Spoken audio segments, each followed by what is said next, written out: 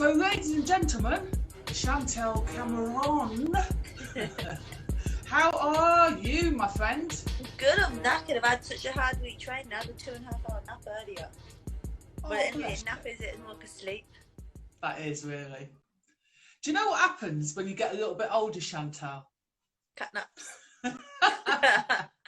Yeah. So listen, it's been like the maddest week ever, I think, in boxing. So there's a lot to talk about. Obviously, you're out soon, aren't you? Against 6 weeks. Hernandez. 6 weeks today. Wow. So I'm guessing everything's going to plan. Yeah, it's to be fair, everybody says it when they're in camp, and they're like, this is the best camp, blah blah blah. But for me, I've never been so far out and been like, this is the best camp. I'm loving it. I'm really enjoying it. And it doesn't feel like a camp because I'm generally having so much fun in training. But I'm doing the work, and I feel ahead of where I need to be already. So at the moment I'm quite relaxed. So usually I'm quite stressy, anxious, nervous. But I feel really relaxed because I know that I'm ahead of the game. Like, I'm ahead of where I should be with the weeks. So I'm really happy.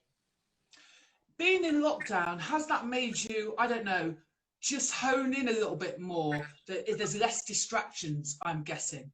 Yeah, obviously, because to be fair, I'm still feel like I'm like 100 miles per hour. And it's hard because like people want things from you all the time. But it's quite hard. Like when you're training, you need to sleep, you need to recover. When I come home at the weekends, I want to be like chilling with my family, relaxing and things like that. But when you train in Manchester and come home at the weekends, you have to do everything at the weekend, and it's quite tiring. But just got to get on with it. And I think 6 weeks left, and I'll be back in Northampton for a few weeks. So, in terms of being the champion now, is there extra pressure now? Because you were in the position before, chasing that belt. All of a sudden, you've bashed someone up, you've got it, and now you've got Hernandez saying many things. Yeah. She's quite down there. Yeah. I mean, listen, I guess she's trying to hype the fight up. And also probably, not probably, believes in herself. Let's. Good, like everyone should believe in themselves, but then she needs to back it. So she's played into my hands because she's fired me up. Whereas when I have mouthy people, I think, good on you, because you've played right into my hands. Because I literally, when people say like they trash talk it and give it all the big end, I just think I can't wait to punch your head in, because when I'm getting tagged and stuff, saying stuff about I just won the fight. Have a bit of respect. Do you know what I mean? Like, I don't go in there mouthing off people. I could easily go out there and start mouthing off all the other champions and saying this, saying that. But what's the point? What is mouthing off going to do? But it's just chasing clout. That's all it is. Chasing a bit of clout, trying to get your name in there, phone in there. And to be fair, I don't know how she got the mandatory. Like, I just won the belt in October. I had to wait a year or something, and she gets hers in a couple of months. So I think, have a bit of respect. You're lucky you got the mandatory. Take the fight and just train, keep your mouth shut, and fight week start piping up. But yeah, I could go on all day about that. to be honest though, I'm going to say in her defence, right? Listen, she's got an opportunity. Of course she's going to jump on it. She's going to make as much noise as possible, and hopefully get herself, I don't know, a little bit more of a platform. I guess that's her job. Do you not agree? Yeah. Like, respect to her because she has got the opportunity, but at the same time is focus on your training. Like, I just won the belt and she's doing an interview saying she doesn't rate me on this, on that. To be honest with you, Jackie, I didn't even know who she was. Had no idea who she was. Never heard of her. And then people tagging me in her like fights, her shadowboxing. And I thought, who are you talking about? You don't rate? Like, I don't rate your style at all. Styles make fights, and your style's opposite to mine, and that's what's going to be such a good fight. Because styles do make fights, and I'm looking forward to it because her style, I think, can make my style look great. She's going to just come forward and try and press on you. Yeah. I'll be honest, Chantelle, what I've noticed, and again, this is just my perception, I feel like possibly people feel like you've had it easy, and also once you've won the title, that maybe they're going to be able to wear you down because you've had to wait so long. Yeah. Talk to me about wearing you down. So to be fair, like with it being easy for me, my career's been far from easy. But I'd say my world title fight was hard. My world title fight was easy. I feel like my mandatory should have been my world title fight. My super lightweight mandatory should have been my world title fight. And I think I said in every single interview about Sanchez, she's such a good opponent. Like and I feel like she's not given the credit she should get, because she's slippery, she's technical, and she can bang. When she hit me a couple times, and think, oh, good shot. Like you can whack as well. So I wouldn't say it's been easy, and even at the start of my career, I was matched hard. I was always matched out of, like, above where I should have been matched. So I was always challenged because the team there wanted to push me as much as they can. And I said in interviews as well, I think it was Myriam Delau, a French girl. Yeah. Like she was so good, and I don't even think it was shown on Channel 5, but that girl was so tough, and that could have been a world title fight as well. And then obviously there's Obanov, who stopped Tasha Tevi B. Obviously I stopped her, so I've beat credible opponents, but it's only been my world title fight that it was easy. I wasn't expecting it to be like that. Yeah. But I'm looking forward to the tough fights. Yeah. I have to say, I was at the Sanchez fight, and that was an absolutely cracking bout. And there was so much respect between the two of you as well. Yeah, she deserves it. She deserves another shot at the world title, in my opinion. I agree. Because she's world champion worthy. Yes. Yeah. I think for me to come on here tonight with you and not mention the documentary that the BBC did on MTK Global, or the alleged owners, managers' involvement. I don't know. I don't want to get too deeply into that, but I think it'd be kind of weird if I don't mention it. But in terms of, I don't really want to talk too much about the allegations, but I'm just wondering, from your point of view, has it affected the boxers? You know, has it affected morale? Has it affected any competitions? You're probably more in the know than I am. So for me personally, like, my personal opinion is MTK saved my career. So like that's all I can really comment on the matter, because if it weren't for MTK, I was going to retire 2 years ago. MTK and Jamie Moore, and they saved my career. They took a gamble with me, took me on, put me on their shows, and then got me 2 mandatories in a year. Got me 2 warm-up fights, got me 2 mandatories, and then got my world title shot. But I think the BBC, what's it called? The BBC documentary. Yeah, I've seen it, but I just think it's like everyone's heard all that anyway. They just made a documentary out of it. Effectively, though, you have probably a little bit more of a sort of ringside seat to the action. I mean, in terms of you were managed before by Barry McGuigan. Was that managed? Yeah, managed the whole. Managed, and his son taught. His son taught you. What are you, 12? His son coached. He taught you. Yeah. So, in terms of that situation, you know, a lot of people are saying how brave he is, and a lot of people are saying, "Wow, he's kind of crazy." You know, not in the I was going to say not in the cuckoo way, so, but yeah. Anyway, honestly, I had to be careful because I ended up bloody suing me. Of course.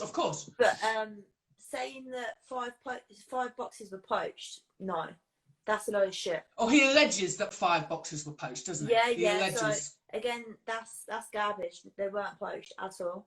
Everyone left on their own accord. Yeah. Because of the situation they was in. So that comment shouldn't have been made, really. I don't think, because that's an accusation that you can't really be throwing about. Like you can't throw them sort of accusations about, and even the whole documentary is an accusation. If there's no proof there, then it is an accusation, so Of course. I don't I really mean, agree with it. But yeah, all I can say about MTK is they've been great to me and they've looked after me, and I wish I started my career with them. I wish I had the start of my career with them, but everything happens for a reason, and I got where I was, where I was at the time, and then I moved on. Yeah, yeah. But poached, I think that's the wrong word, definitely. Yeah, yeah. I mean, I guess he was coming from a place where he believes that he's maybe. Listen, sometimes people see things from a different perspective. Yeah. He believes he's right. Yeah. I guess that he thinks he has something to back those allegations up with. And then on the flip side, you're saying, actually, my experience may or may not have been different. I'm not sure I agree with your allegations. Is that what I'm hearing? Yeah. Yeah. But yeah, so going on there doing the documentary, can't really comment. I think just there's no need for it. Yeah, yeah. Now let's turn to some heated stuff that's been going on in Twitter. I asked Chantelle Cameron. I asked just a legitimate question. I asked on Twitter that I'm actually looking forward to the Ball Courtney remix #2. Remix. The remix. To be fair, firstly, before I tell you what my tweet was, who have you got? It's gonna be a good fight, but I don't know. I just have a gut feeling, Shannon. Yeah. I just think Shannon is hungry. She's come down in weight again for this. She took the loss, and I think she's gonna grow from it. But my point, I just think Shannon. I think Shannon's gonna win. Yeah. I think it'll be a good fight. It's a tricky fight. Rachel's a very good boxer, and it'll be hard work. But I think Shannon's learned from that loss. Jess MC14 says Shannon easy. Yeah. Everyone's entitled to their opinion. I do think that Ball has improved. I saw a massive improvement the last time. Yeah. She's grown in confidence, so I absolutely agree with you. I think it'll be a nice little fight. I think it's a very difficult fight. I think it's a hard fight for Shannon, especially because the height. Rachel can box. She's long. She's awkward, and obviously she has that knockdown on Shannon, which could cause a bit of she's going to go in there a bit more anxious. But I don't know. I think Shannon's hungry. Like, she knows she needs this win. I think this is Lisa. It's first. What is that? Me doing what? Basically, I wanted to try and see if it was you that was requesting to come in, Lisa. Just put something in the comment section to say yeah, it's me or not. But I'm going to ask Chantelle about a little situation that's occurred on social media. So, sorry to cut you off there. The whole thing about the Ball Courtney remix, I said, who's your favourite boxer of all time? Joseph, we're just gonna hold on. Not sure how to do that. Lisa, one second. Lisa. I'll try and get you in. But anyway, so on social media, I put a tweet, genuine tweet to be fair, because I have been literally gagging for Lisa Whiteside to come back and fight. I've seen her fight in the amateurs. I've seen her fight in the professionals. I've seen her bang out people. I was like, Lisa's a problem. Mate. Lisa is a problem. I'm telling you. When she's in the mix, it's going to be exciting. It's going to be fireworks. I'm looking forward to it. So I asked if she could fight the winner of that, and fast forward, there's apparently Ebony Bridges, an Australian boxer, is supposed to be mandatory. She's ranked 29, but yet she's mandatory for this. If I've got that right, mandatory to fight the winner because she was supposed to fight. I'm not sure how it all works. So I suggested basically those two fight then. I don't know. Wow, it's blown up. So here's the thing. What do we know about Lisa Whiteside? Can you talk to me about your experience with Lisa Whiteside? Lisa Whiteside is a powerhouse, an absolute powerhouse. She trains hard, powerful, can take a whack. She boxes as well. Like, she's not just a powerhouse where she just comes marching forward and tries knocking everyone out. She's got amateur experience, won medals at all the majors. Obviously, the pro game. I think she's 3-0, isn't she? Yeah. 3-0, and then had the baby, and she's just going to cause problems. She's just going to cause so many problems. And as soon as she gets the opportunity, she'll be world champion.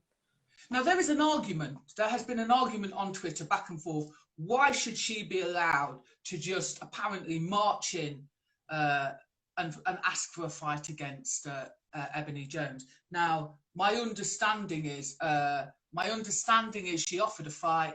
Ebony went quiet. I mean, to be fair, is that the right thing for Ebony to do? Go quiet? Because, you know, from what I've seen of Lisa Whiteside.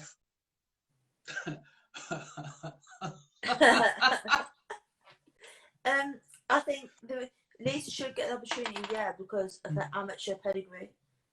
Like, her amateur pedigree is accountable anyway for a world title, her next fight. So she's been there, she's done it all. So women's boxing is a lot different to men's boxing. So she's more credible for a world title than any of us, really. And in terms of just, you know, putting bums on seats and somebody that's exciting, because I do think that you guys, you're having it a little bit harder than everybody else. That's my personal opinion. When I look around what's happening, I'm not sure what, well, I kind of am sure why it happens, but, you know, yourself, I was going to say Shannon Courtney, not Lisa was one. You know, a lot of you sort of top level amateurs have seemed to, Natasha Jonas, another, you know, seem to be getting the more difficult fight or getting the more difficult route. What are your thoughts on that? I think it's like, it's a business. It is a business, and I'm like one of the first hand to have experienced the business side of things with the whole way my professional career's gone. And yeah, it's a business, and if you like, you're gonna get opportunities. If you're not that liked, you're gonna have to create your own opportunities, and you're gonna have to promote yourself, push yourself, and just get yourself in the driving seat. So I think that's what it boils down to, really, is you've got to play the business side of things, and you've got to make your own opportunities. Sometimes I think it's not down to talent. It's down to whether you're liked or not.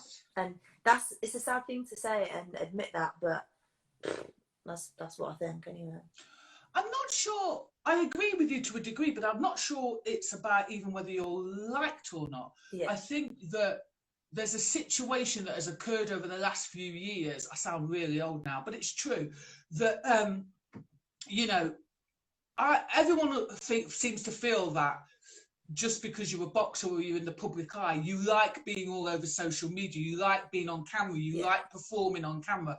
And that's not the case, is it? No, not at all. I used to really suffer with interviews. I can remember I used to get help and everything with them because I used to hate talking. I've never been a talker, whereas now I've had to train my mindset to just think of interviews differently. I used to absolutely hate speaking press conferences. Even doing interviews like this, I would be sweating, I'd be uncomfortable, wouldn't want to talk, I'd give one-word answers, just doing everything I could to get off the screen.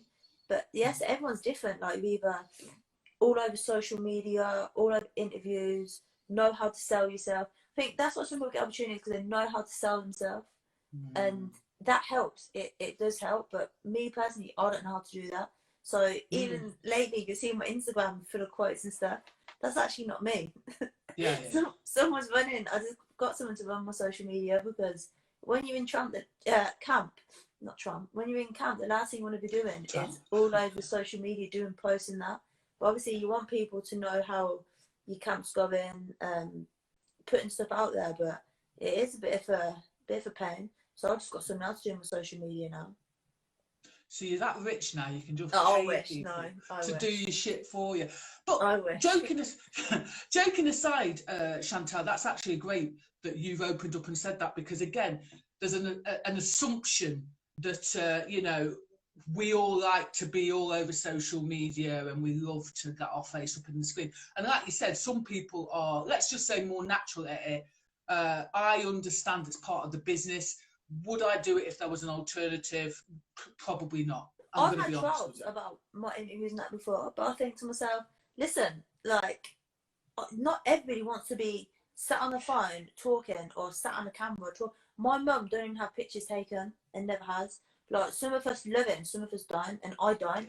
And I think you can sit there on an interview and comment all you want, but you're not in my shoes. Like, you even had an interview, so who are you to comment? And you probably had a job interview, that's it. You've not sat there and had to be on screen talking to God knows how many people are viewing. So when people make them sort of opinions, like, you don't know my background, you don't know how I feel on interviews, so kind of keep your mouth shut or just don't say anything at all. What's it saying? If you've got nothing nice to say, don't say anything at all. That's how it should be. But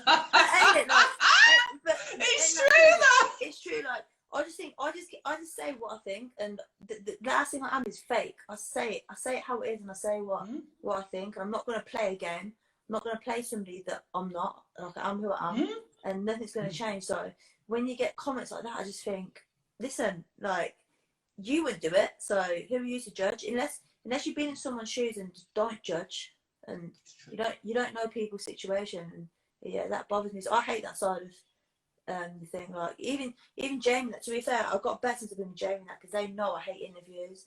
They know I hate talking. Like, the other day I had to apart from with me. Yeah, they seen I was doing some filming thing, and they knew that I was just so uncomfortable, and they just like make fun of it sort of thing, and then just make a joke of it, and I sat to relax. So since I've been with them, I've got a lot better at it. And to be fair, people comment saying I've been better as well. I think it's because I'm just more relaxed now. I don't feel like I've got a ton of bricks on my shoulders. Yeah. You're not the only person that says that, to be honest with you, Chantelle. So, yeah, but it's also nice to hear it from you, because, you know, you are a confident person, confident in your boxing and stuff like that. But just, you know, don't assume that, you know, people want to be continuously on the telly or on the screen. It's just not for everybody. No. But it's part of your job, isn't it? Yeah, it's part of the job. But some people would always say to me, like, oh, like, you must love being on the TV. You must love all the hype. And I'm like, no, I hate it. Yeah. Absolutely hate it. Like, I do it because it's my job, but if I can avoid it, I would avoid it. I've always been the same. Like, some people like to be the front of the show, and some people like to be at the back. And I'm happy being at the back, not being noticed. But obviously in boxing, you want to be noticed because it's your job, and you want to get paid, don't you? You want opportunities and stuff. And I think that's where I've had to grow in myself, where I've kind of had to put myself out there now. Whereas before, I was happy being at the back, keeping my head down, just doing my training, doing my fighting, letting that do the talking. Then I realised that you don't get opportunities that way. And to be fair, you do your talking with your fists, don't you? Yeah. What do you think about the controversy surrounding MTK Global at the moment? Jim, to be fair, well, I'll let you answer that. We did kind of cover it though, didn't we? Look, I don't think nothing got it. I think obviously the programme was out on Monday. There's no evidence, there's no proof, there's accusations that are being thrown about. But yeah, you move on, didn't they? MTK are doing bits. You can't be the top of the tree without stones being thrown at you. So when you're doing something good, people are going to talk, and that's the way it is. That's the way life goes. You're doing well, and then there's always people trying to bring you down. Joseph says, who is your favourite boxer of all time? Mike Tyson. Yeah, nice. Always Mike Tyson. Nice. I've been looking, to be fair, at some of their footage, the recent footage. It's quite frightening of him, isn't it? Yeah, he's a violent guy. I love his style. Savage. Yeah. Pure savage. Yeah. I'm going to have to agree.